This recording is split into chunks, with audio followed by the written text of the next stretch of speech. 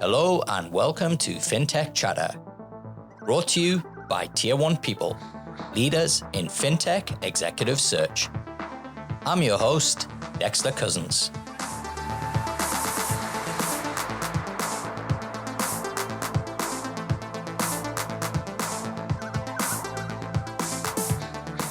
And in today's show, I'm joined by Matt Williamson, Vice President of Global Financial Services at Mobiquity. Matt has over 20 years of experience in banking and financial services, with prior experience at Citi Bank as SVP of Technology. As an authority in financial inclusion, diversity, sustainable banking, and the bank of the future, Matt is a published author appearing in the likes of the Times newspaper, Forbes magazine, and Global Banking and Finance Review on the impact of the Metaverse on financial services. Matt is regularly invited to lecture at industry events, most recently speaking on the need for diversity at the Women in Finance Summit. Founded in 2011 with a focus on mobile technology solutions, Mobiquity's global diverse team is in excess of 55 nationalities within a team of 1,200 and power over 200 million user experiences every day. Mate, it's so good to have you on. You and I have known each other for, I think, 12 months now. And I think at the time when we were introduced, I didn't really know who Mobiquity were. So I'm assuming there might be quite a few of my kind of subscribers who are wondering as well. So I wondered if you could share with us a little bit about Mobiquity and a bit about yourself. No problem. And you're right. I think when we first spoke, you weren't overly enthused with the overall proposition until we really got into a conversation around what Mobiquity was and what that meant. I think, to be fair, Matt, I looked at the website, right? It's just like, not a great deal of research, right? So fair enough. But that's how it often works, right? As a first impression is garnered, or an experience, which kind of leads into what Mobiquity is. It's actually about experience. That's really where our bread and butter is. So we started off as a company developing mobile apps in about 2011 in America. And then through various acquisitions and other elements, we grew into an engineering discipline, a delivery discipline, a consultancy and strategy discipline, and a CX UX discipline, but all factored around the customer experience. So Mobiquity is around 1,200 people globally. We are part of the Hexaware group, and Mobiquity is one of the brands, one of three, in fact. So there is Tensai, which is automate everything, Amaze, which is cloudify everything, and then Mobiquity is transform customer experiences. And what that means is there's too much tech, as I referred to earlier, and if you don't make an innovative, intuitive experience for a customer, do they feel they got the value from what they wanted? An example I'll give is it faster for me to turn the stereo up in my car, as an example, by hand or by button, or to speak via voice activation in order to do it? Which is quicker? If I use the voice activation, it's slower, right? So therefore, there was no value in that added step. Even though it's cool tech and it's exciting and we play with these things, it didn't add any value. And that's really the ethos of where we come from. So how do you remove friction from an experience? And in this case, Mobiquity spans across retail, healthcare, and financial services, which I look after. And financial services comprises of digital banking, financial services, obviously, insurance, and fintech. And again, the entire focus is on removing friction from a customer journey. And in this, for most of our clients, it's our customer's customer journey. So we do everything from building digital banks from scratch to improving customer experience to even, some of our customers, we actually go through the app stores and see the ratings from their customers. And in a lot of cases, if you go through the Google store or Apple store and you see, there's often not that many 5-star ratings and lots of negative ratings. And if we're honest, a lot of the time you're likely to leave a negative rating or a rating of some description if it's a poor experience because you're infuriated. You're less likely to leave a positive one. So obviously we filter through that with our friction reports and we build out a profile of the customer and where the problems are. And then we can replay that back to our customers in banks or insurance companies, etc. Say, this is where your faults are. And then actually we can work backwards. So it won't just be, let's tweak some tech elements here and here. We call it from the eyeball back to the API. So again, to reiterate the point, it's always about what's the customer's end experience. have they left your interaction with your company feeling positive or in a better light, or was it a real chore, in which case they're more likely to leave that negative review? Yeah. I think one of the kind of initial reservations that I had when we first connected, Matt, was my thinking, oh, do I really want to work with a consultancy? Is that really what we do? And I think that kind of first 90 minutes that we spent talking with each other, I was absolutely convinced that I wanted to work with Mobiquity and help you guys launch in Australia because of, I guess, not just the quality of work that you were doing, but the depth of it as well. And it really struck me as, hey, this isn't another consultancy. This is something that's very different. What would you say differentiates Mobiquity from another digital consultancy? The age-old question. Everyone wants to differentiate themselves, right? I mean, in some ways, there are similarities, obviously, by definition, as you just described. But a lot of what we work on is actually making sure that we're sector agnostic.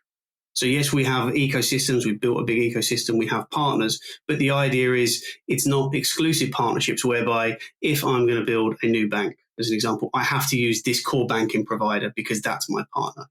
What's the best fit for the customer? I think the second part is everyone classifies themselves as having A-level talent, but in this occasion, it would be the people you meet in the initial engagement will generally be the people who are with you throughout the program. Traditionally, you would turn up to an engagement. I used to work in a bank. I was at Citi Bank for 5-6 years. You'd be wowed and dazzled in presentations by these amazingly intelligent people who would show you the world and vision. Then when you came to the project, they were nowhere to be seen. And if you were lucky, you had some smart grads potentially. Really lucky, but you were still being billed X per day. Where we differentiate is the talent that you meet and the talent who will deliver the project and the program. A subset of that as well is, if we commit to deliver a program, then if it's X amount of days and X amount of time, that's what it will be. We're not there in the traditional sense to land and expand. It's actually get in, do a fantastic job, wow your customer, which I know sounds very cliched in today's world, but that's the goal. Be really good at your job. And then 9 out of 10 times, actually the customer asks us to do more or says, that was a great experience. What else could you do for us? Or can you give us your thoughts on X, Y, and Z that's happening in the banking world, in my world? One of the biggest challenges that I hear from executives in banks and financial services businesses is really their, I guess, ability internally to innovate, not just the ideas, but to execute and do that at a kind of pace and speed with which a fintech startup would. How does Mobiquity help large corporations like banks and financial institutions to innovate? So we're really lucky in the fact that we've worked with a lot of large corporations and institutions. Unfortunately, I can't name them because it's sensitive, but the reality is exactly as you just described. Some of these organizations have recognized that they can't do it internally. And I think that's a really important part of, for any business that's going to be successful in the future, it's about understanding your culture has to change and you have to become a digital first culture, but equally you have to recognize whether you have the capacity internally to manage that as well. So from an innovation perspective, we actually run several innovation labs around the world where we'll take a concept all the way through to MVP in short sprint cycles, whether it's 6 weeks, 8 weeks, 9 weeks, and replay that back to the customer. And then they have a decision to make on whether, do we launch this? Do we go to market? But they can spin these things up very quickly. But at the end of the exercise, there's actually something tangible. It's not just a theoretical, we had a great conversation, everyone really enjoyed, pontificating and looking at the art of the possible. But at the end, you've got nothing tangible to move forward with. That's the difference. So we've come up with several of those, some of which have actually spun out into their own companies. A great example is SurePay, based in the Netherlands, and they do IBAN check-in as a fraud tool to validate the person you're sending the payment to. Is that a real person? Do their details match up to who they say they are as a business, as an address, etc.? And they actually were used during COVID by the UK government's HMRC for the bounce back loans. So they've grown exponentially over the last 12, 18 months, just based on what was originally a concept in a lab in the Netherlands to becoming its own fully fledged organization that's spun out on its own. And I think it was the end of 2021 has just taken external funding as well to grow itself globally. Awesome. One of the kind of, I don't know if it's an irony, but I think it's something that's worth pointing out, is you not only work with banks, financial institutions, large corporations, but you also work with, I guess, fintech startups and scale-ups as well. Can you tell us a little bit about, I guess, first of all, why they're working with a consultancy for innovation, and I guess the role that you play in helping those types of businesses? Yeah. What we realize is actually there's a wider ecosystem and co-creation, collaborative space where everyone works better. If we go back, so I've been in banking, I've run a startup, I've been in fintech as well. And what you tended to find is there was a dividing line between the two. The incumbents would say, no, we know this space. You have no idea with your cool new tech, etc. The new kids on the block would come in and say, no, you've got all this legacy tech. We're going to change the world.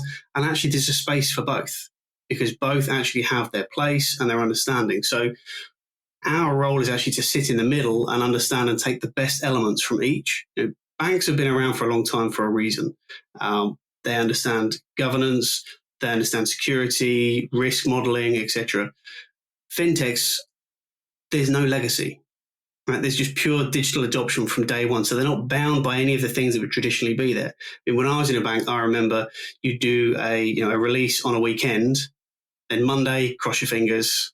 Hopefully everything was all right. Tuesday, really cross your fingers, because that was the day that something went down and you'd have to roll everything back and it'd take lots of work.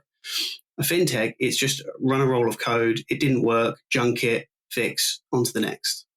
I've simplified it immensely, I realize there, but they're the differences in planning and execution.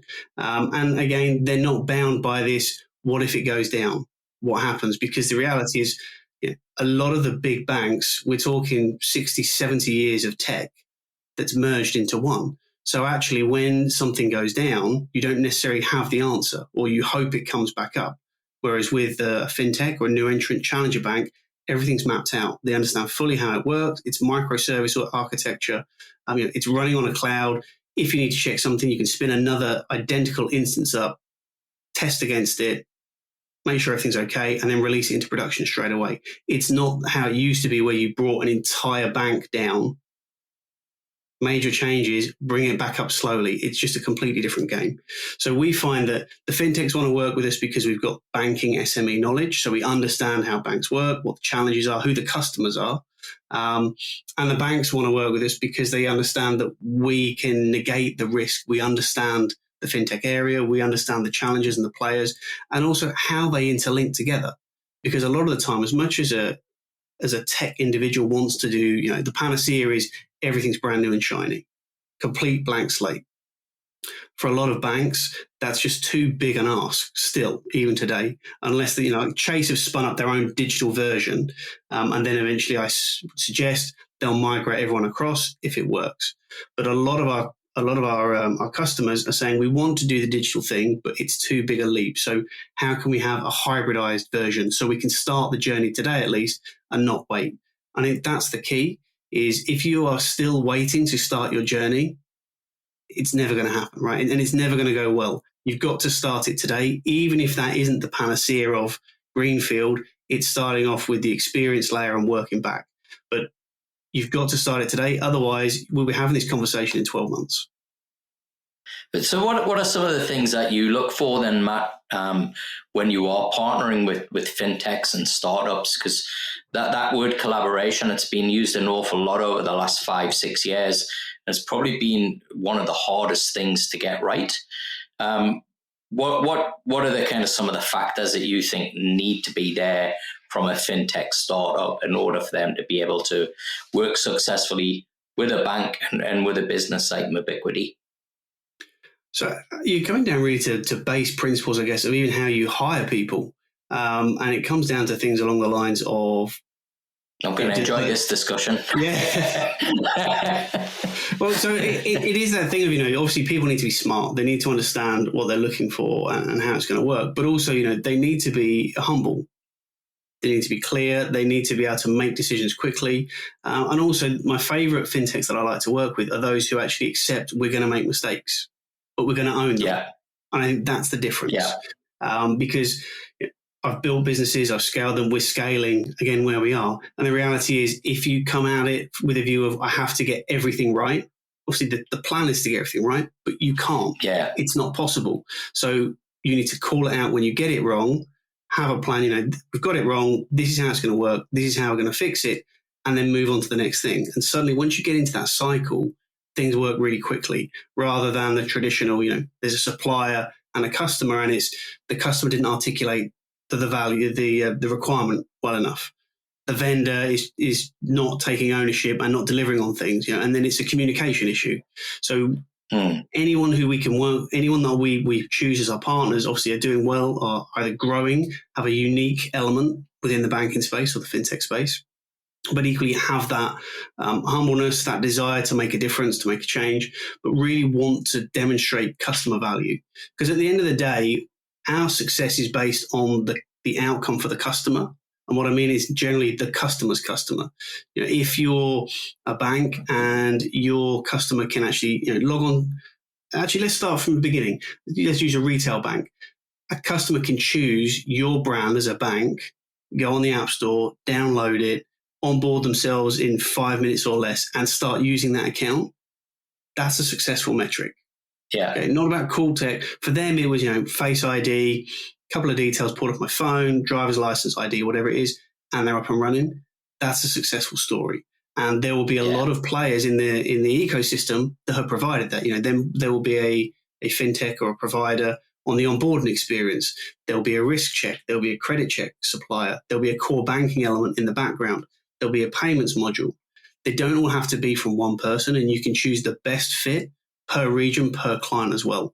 So we won't have an exclusive relationship with a core banking provider, as an example, or a payments provider, because then we're tied into, it's not an ecosystem, it's a delivery mechanism. So we'll work with various players that will suit various budgets, size, growth plans, strategic advantage globally. Awesome. So Mobiquity headquartered in Amsterdam. Amsterdam's probably one of the hotbeds of fintech innovation and kind of startup scene right now. What's kind of Mobiquity's take on what's happening in the Netherlands, and what have you seen that's got you excited, Matt? So we're really lucky that we have our experience center, and one of our headquarters is Amsterdam, so Netherlands. We then have another one in the US as well. And then, we got talking because we moved into Australia and started an APAC office.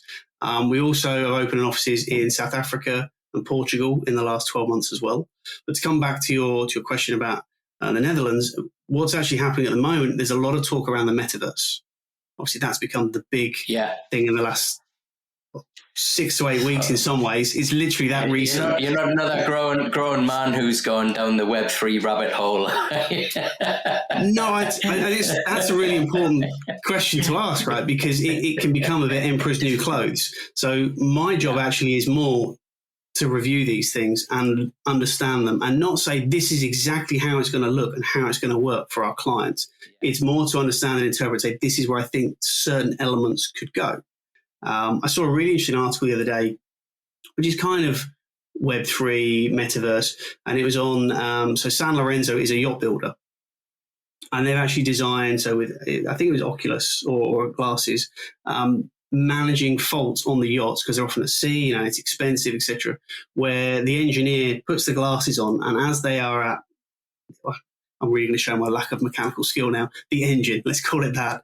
As they're looking, it's fault finding and giving them examples, say, this is a breakdown. It's almost Star Trek, like, Iron Man, this is the breakdown, these are the mechanics, these are the schematics, look for this, this, and this. And that's a really clever piece of tech. Now, obviously, that doesn't immediately map to banking, but it's those experiences that we look at in general and then see, right, from another industry, how could that map into the division that I run, so financial services.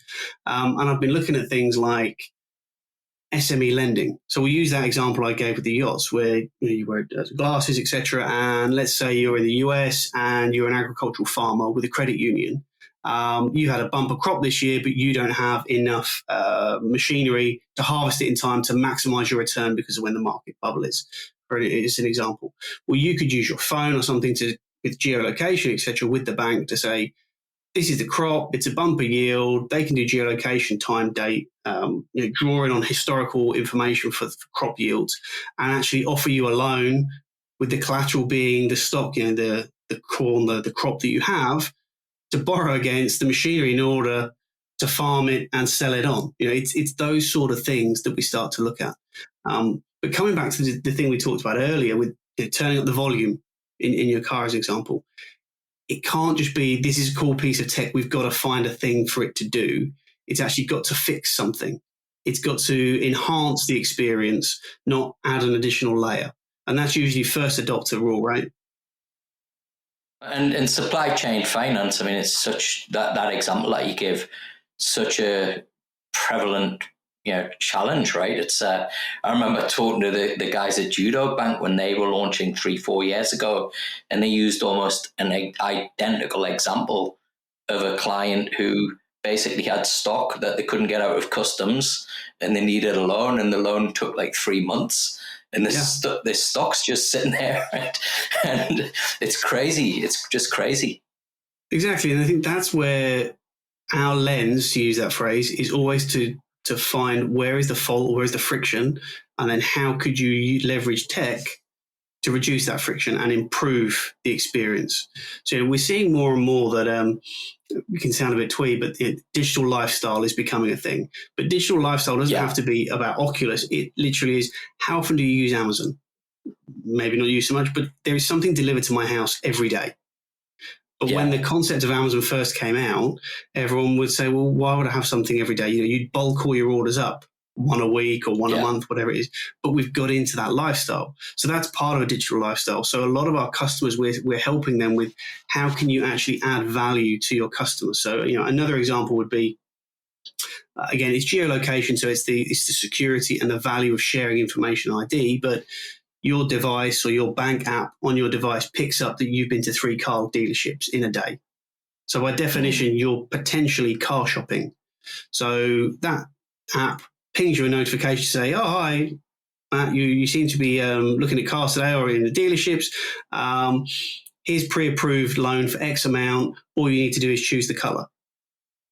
And then straight away, they're off to the races, right? It's that digital lifestyle enablement. Or it can be as simple as, we used to talk when Apple Pay first launched, on the London Underground, whenever that was 2015, 2016, I think it was, and took over from the Oyster card. It was a great piece of innovation because you just tapped your phone and you went through. But then the subset of that is in most train stations or metros, there is a coffee house. So why not, as you tap through and walk through, the Danish is on us today. You buy the coffee, you get a free Danish. So you're creating, again, this collaborative ecosystem where the value to the customer is an experience, but the trade-off is always going to be sharing some type of data. Awesome. Now, the kind of, I guess, the other narrative that really resonated with me when you and I first started talking with each other was actually the background and history of Mobiquity itself. It's still a startup business founded in 2011. How would you kind of describe the culture that you've been trying to build as the business has been scaling and kind of maturing, whilst moving at still 1 million miles an hour? That is a great question because it's really hard, is the first thing I'd say. We've all read the books, right, where it's great and they do this thing and, no rules and on Netflix and it sounds amazing. But when you're in it, it's not. It can be amazing, but it's also really painful at times and challenging. And it comes back to the thing we talked about earlier with fintechs, about making mistakes. You are going to make mistakes. But what we engender as a culture is we push to be extremely diverse. And a big part of that, about 18 months ago, we looked to rewrite job recs so that they weren't biased, by definition, gender biased towards men, as an example, by the language that was used, etc. Because if you don't have a diverse workforce, then it's quite easy to become an echo chamber. And that is the problem with a lot of incumbents, right? Everyone has more or less the same idea, which is great to a point if you're trying to accelerate.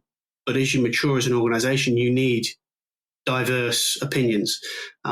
We've got around, I think at last count, it was 55 different nationalities working at Mobiquity at the moment. And a subset that I just mentioned then as well is everyone who joins from day one. It's not how it used to be. I know when I used to join an organization back in the day, and probably the same for you, Dexter, you join and then it was a 6-month probation period or whatever it was, and you almost had to prove your worth in order to retain and pass this thing. Whereas at Mobiquity, from day one, your opinion is valid. If you got through the process and the hiring rounds, then day one, you're of value. You don't have to sit quietly in the corner. In fact, we encourage you to give your opinion, even if it goes against the opinion of others, potentially even more senior within the organization, because we don't want to be that echo chamber. We hired you for a reason. So we want to understand your expertise, your insight, your value. I'll give you an example. I'd been in, I think, about 3 months, and we were trying to grow a certain element of the business in the US. And my boss, who's the president, messaged me. It was just over chat, like Slack, saying, "Matt, why haven't you done this yet? It needs to get done. Just do it." And I came back and they said no, which is an unusual thing to do. You're quite early into, you're building your relationship with your boss. I said no, and these are the reasons why. And he just came back and said, "Okay, great, thanks." It was that level. It wasn't because he's Dutch as well, so the Dutch are very direct. He wasn't, as an Englishman, you could perceive that as being quite borderline aggressive, and in your face, whereas in the Dutch culture, it's not. There's very direct communication. It's not personal. He's, that makes sense. And that's very much how we operate. And again, being mindful of other cultures is a very important element of this, and learning as well. And I think what we try and factor into the culture here at Mobiquity as well is we don't have all the answers. And it's imperative, I think, that you have to be clear and honest with that. So we are learning, we are going to make mistakes. But if you highlight them to us, we'll learn. And it doesn't mean that you're then putting the onus on someone else. What we're saying is we're open enough to say we don't necessarily understand everything. So if you can articulate it and explain it, then we'll bring that in, and then we grow and we move forward.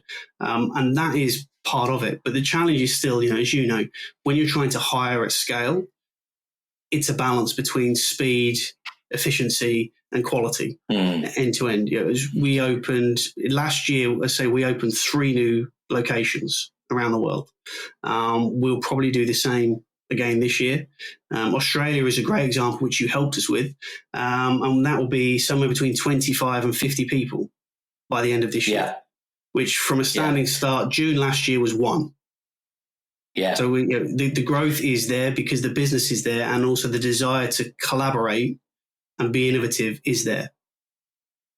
The experience that I've had, hands down, I would say it's the best hiring experience that I've been involved in.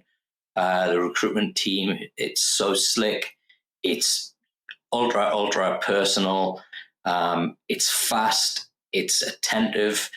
It's kind of all of the things that you would expect. And one of the I guess the frustrations that I have in my role is, I deal with a lot of founders who are all about customer experience.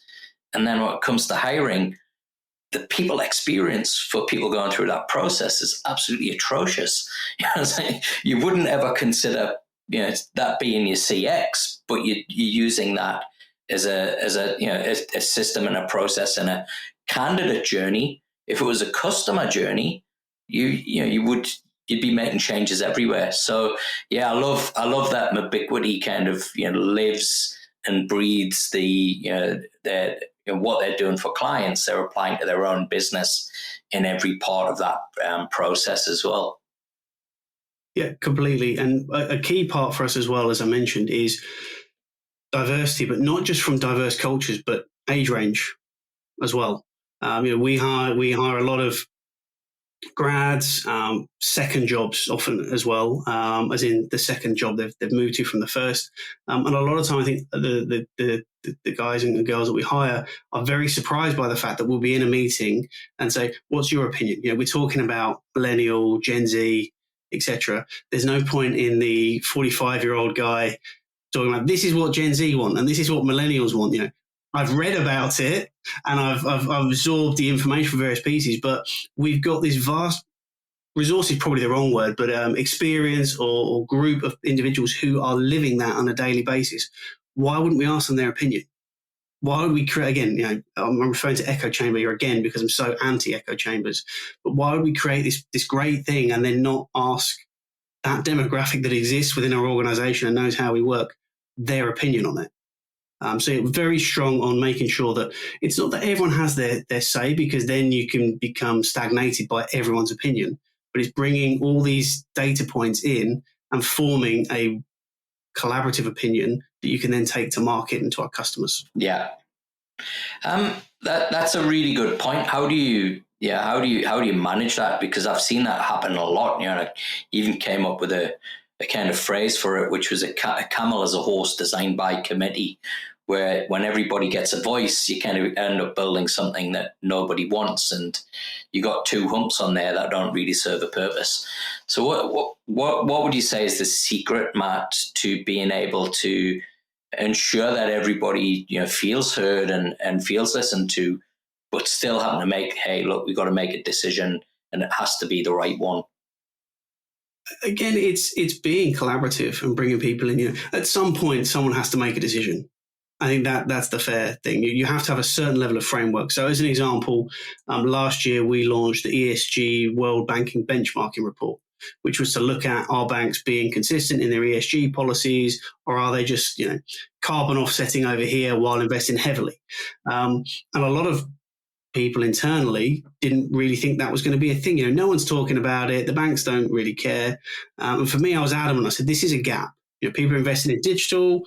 People are starting to look at ESG. You can correlate the two together. But then part of the conversation is, what does that look like? And then when we looked at the market research and then internally with the younger generations, their piece was around aligning with brands that meet their authentic values. And suddenly it was, that makes sense. And then we had, we had the younger demographic saying, well, look, I would go with a bank who I felt aligned with my values, i.e. was more energy efficient, green, invested in diverse portfolios, etc. So that enabled us to talk to the other people on the other side who were more senior, to use a better phrase, who said, no, this isn't a thing. And then from there, we've had this debate. So you've got one side saying, yes, this is definitely something we think is valid and makes sense. Another group that say it isn't. Well, then someone has to make the decision to say, well, we're just going to investigate it and see what happens. And that then comes back to the thing we discussed earlier, which is you're going to make mistakes. You're not going to get everything right. So on this occasion, it worked really well. And I would like to say that we were probably at the forefront of ESG for financial services, because after that point, we got massive traction when we released the report. You've seen lots of our competitors suddenly running with that. But what I would add to that is when we created this report, I made sure, and the caveat was, we'll create it not as a sales tool, but this is really important. This is where the industry is going. And I want to make sure our competitors have access to this report as well, because this is too important to just hold on and use as a sales vehicle. And that's triggered other things. And then internally, the people who were less sure, so, okay, that's great. They're humble enough to admit they didn't quite understand where it could go, the potential. Great. And the other generation who were, like, this is great. My idea was heard. So, it's an example of how it all came together. But ultimately, someone has to make the decision to say, we're going to drive forward with this. It worked out on this occasion, which is great. If it hadn't, then we'd have said it didn't work. On to the next thing, on to the next initiative, because you have to take responsibility for things not working out, but you can't be dragged down by them either. Otherwise, you won't make the next decision. You won't do the next initiative. You won't drive forward. And I think that's the key. You've got to keep driving forward. What has being in fintech kind of taught you about yourself and leadership? Has there been any big lessons at all? Yeah, I think, again, I'm going to try and stay very clear of the cliches if I can, but no doubt they'll slip in because they're there for a reason. When I started, I was in what you now classify as a fintech before fintech existed, which was insane. And very challenging. And again, it's not like the books. It's not like the movies where everyone's having lots of fun and high-fiving and pizza. It's hard work and driving things forward, and sometimes going in a direction that you don't know the answer at the end. I've also done startups, which again, I was in my 40s and was incredibly naive, even though I was in my 40s, and thought this is going to be great. We've got a great idea. It does appear to be unique. Everyone loved it, but people just didn't want to pay for it. And then suddenly you burn through your runway, which was personal money as well, having turned down a really good job elsewhere, which my wife still reminds me of from time to time. So you constantly learn. And I think, again, the thing. How did you feel? How did you feel with that? Because I've been through that situation before. Where I'll explain it to people that the realization that you're holding an ugly baby. What was the moment when it kind of hit you that you thought, what have I done? I've gone down this path. I've invested money. I've believed in something, and actually, I've not done enough research to figure out whether this is going to be a real business or not. I think, in truth, it's your ego that really gets damaged. If you're objective, right, and you go, right, I've done my research, yes, no. Money, yes, no, etc. If you go logically through it, you can see this is where I got it right, this is where I got it wrong. But your ego tells you, you've got this wrong, you're an idiot, how could you? The whole world's laughing at you, you should have gone and done that. You really can get into this really deep cycle. And then you pile on the family pressure of, I've got a wife, I've got 2 daughters, what am I going to do? I've got to find it. You really get into that piece. But equally, you've learned an immense amount in a very compressed part of time. So for me, part of it was the, oh no, what have I done? Secondly, it was, but actually look at the people I've met, look at the things I've done. I mean, randomly, I met my first billionaire when I was doing a fintech that was hemorrhaging money left, right, and center. So I'm sat having lunch with someone who wants my opinion on something. I'd never met a billionaire before. And again, I thought I would be less intimidated than I was. But that would never have happened. And a lot of the people I met and the reason I'm doing the things I'm doing now would not have occurred had I not had that experience. So everything's a learning lesson. Obviously, monetary, you need to be able to provide for your family. And that's a different pressure. So that's where I really found it challenging, of feeling I'd failed my family. I hadn't. My wife was very supportive, but you've got to go for it. You've got to try, and you have to accept it doesn't always work out. As I've referenced this several times throughout our conversation about the books, the films, all these things. They glamorize something, or there'll be a montage, right? There'll be a montage of cool music, and it shows someone working really late for 6 months, and then they're hugely successful. Well, in real life, there isn't a montage. There is 6 months of working really hard, ridiculous hours, and it doesn't necessarily work. And then there's that great word that seems to have jumped out of the fintech world, which is pivot.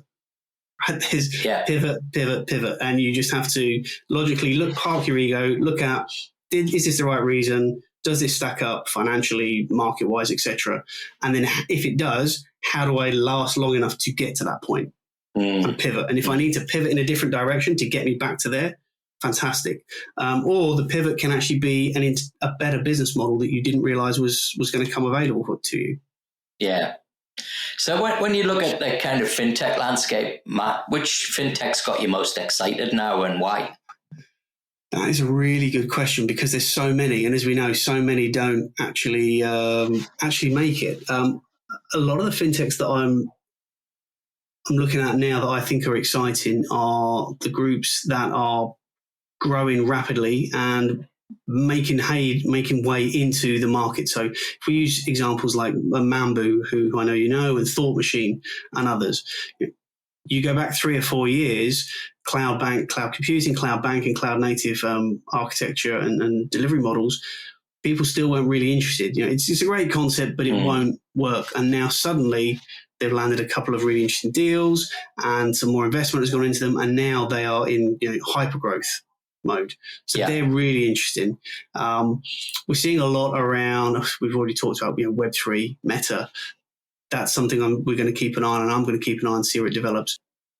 So something I wanted to ask you actually, if you don't mind, sorry to interrupt, but when you were talking about TravelX and your kind of early foray, I can't help but see such similar patterns within the crypto space, right? And what's happening there and what happened fintech before fintech became fintech.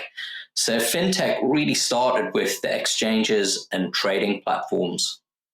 And if I look at crypto, nearly all of the money and the business that's happening, that's the kind of what I would say is a real business where you're hiring people and you're growing, etc. It's all exchanges, it's all trading platforms, it's all trading software. What do you see as being the kind of next evolution for that space, for it to really kind of kick on and then become a movement like fintech? So we're actually working with some groups at the moment in that space around the platforms, the trade, crypto, etc. And depending on where you see it, crypto is either the greatest thing ever. It's going to save us. We're going to decentralize finance. We're going to go against the traditional banking mechanisms and the central banks, and everyone's going to lead a great life. And the other side is it will never last. It will never stick. So the parallels that you draw, you're right. There's always these two camps. I think it's more likely there'll be something in the middle. I mean, I saw that I'll look at my notes actually because I made a note of this.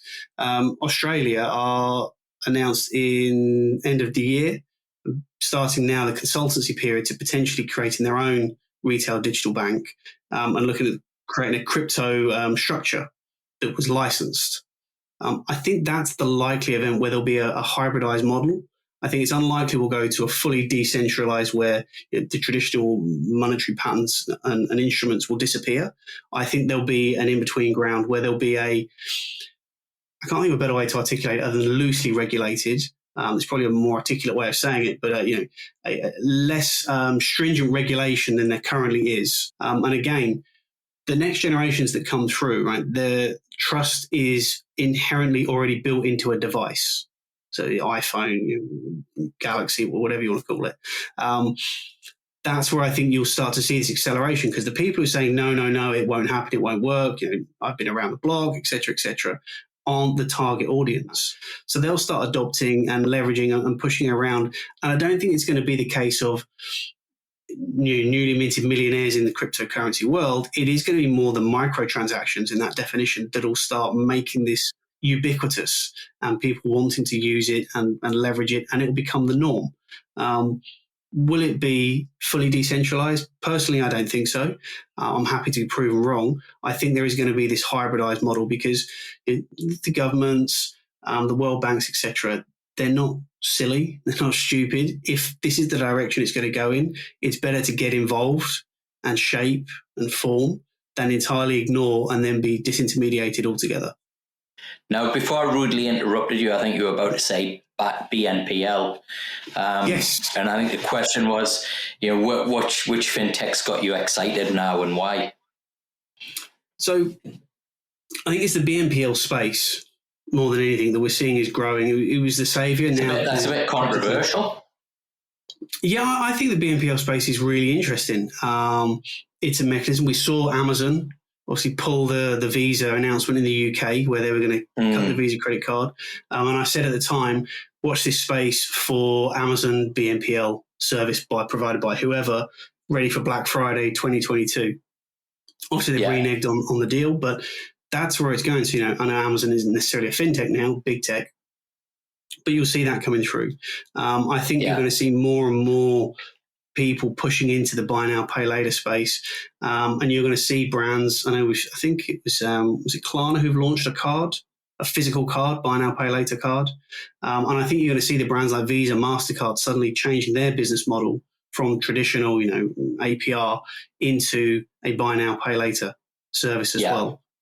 That's where I think it's likely to go. But again, it all comes back to experience. Everything we've discussed so far today has been about the end customer's experience and how do you make it easier and how do you create value. And buy now, pay later does that within the right circumstance. Obviously, I would encourage anyone to make sure they can afford whatever commitment they sign up to and agree to.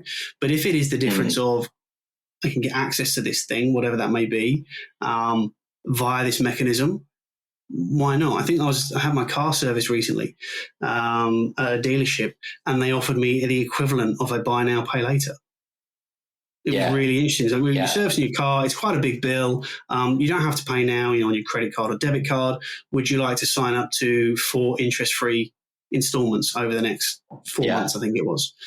So again, that's becoming ubiquitous as a financial instrument for the masses. And I think you're probably going to see that coming into bigger and bigger purchase options, not just the Klarna for clothes or trainers or whatever. I think you're going to start to see that more into car purchases, the big ticket items. Awesome. Well, Matt, it's been fantastic to have you on the show. If there are any other fintechs out there who think they might want to work with Mobiquity, what's the best way for them to reach out to you? So the best way is via our website or mwilliamson@mobiquityinc.com or LinkedIn. Cool. And if anybody's listening to this and they're interested in a career at Mobiquity, where's the best place to go? Yeah, again, same, go to our website. Please feel free to reach out to me as well. We have job postings around the world. We're hiring extensively at the moment. And I'd love to meet you and discuss what you want to do in the future. And you can connect with me, Dexter Cousins, on LinkedIn and Twitter. For early access to new shows and updates on the latest exclusive opportunities through Tier 1 people, subscribe to our newsletter by visiting the Fintech Chatter page on LinkedIn. Thanks for listening. If you enjoyed today's show, remember to press follow on your favorite podcast player and please consider leaving us a review. It really does help me in bringing in great guests and help fintech fans like you discover the show. Fintech Chatter is presented by Tier 1 people, leaders in fintech executive search. We'll help you launch, scale, and innovate by delivering world-class talent. And you can find out more at tier1people.com. Until the next episode, stay safe